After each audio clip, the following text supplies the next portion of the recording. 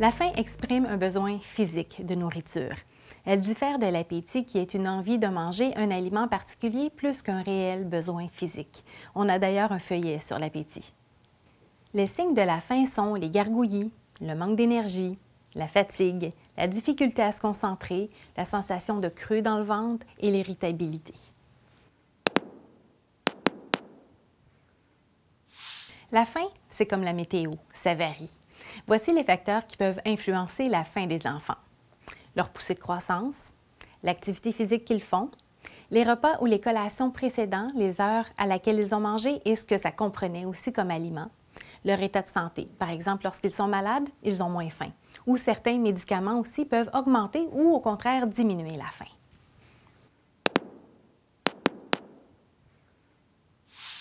L'enfant est le seul à connaître sa faim car il est le seul à percevoir les signaux que son corps lui envoie. On ne peut donc pas lui dicter la quantité à manger.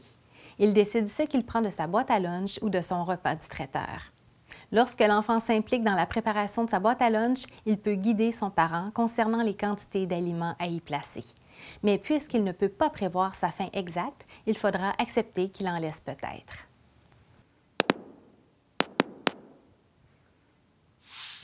Remplacer « mange au moins la moitié de ton lunch » par « mange à ta faim ».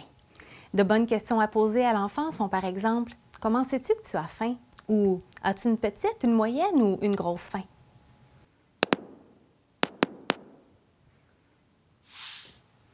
Voici une échelle des sensations qu'on ressent en rapport avec la faim.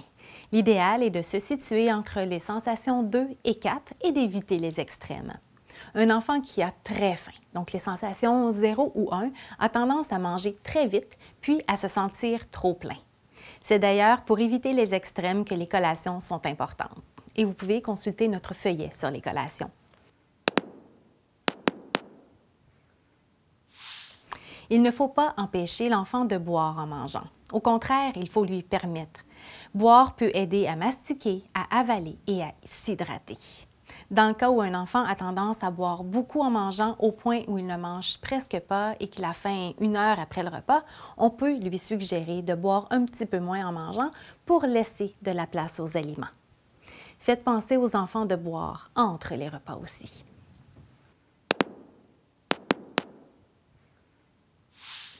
Plusieurs médicaments, dont ceux pour traiter les troubles du déficit de l'attention avec ou sans hyperactivité, coupent la faim de bien des enfants sur l'heure du midi.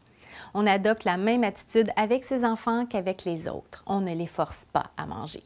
Si vous avez des questions concernant la médication, parlez-en à l'infirmière. Et pour plus d'informations à ce sujet, consultez le feuillet « Le repas et les conditions particulières chez l'enfant ».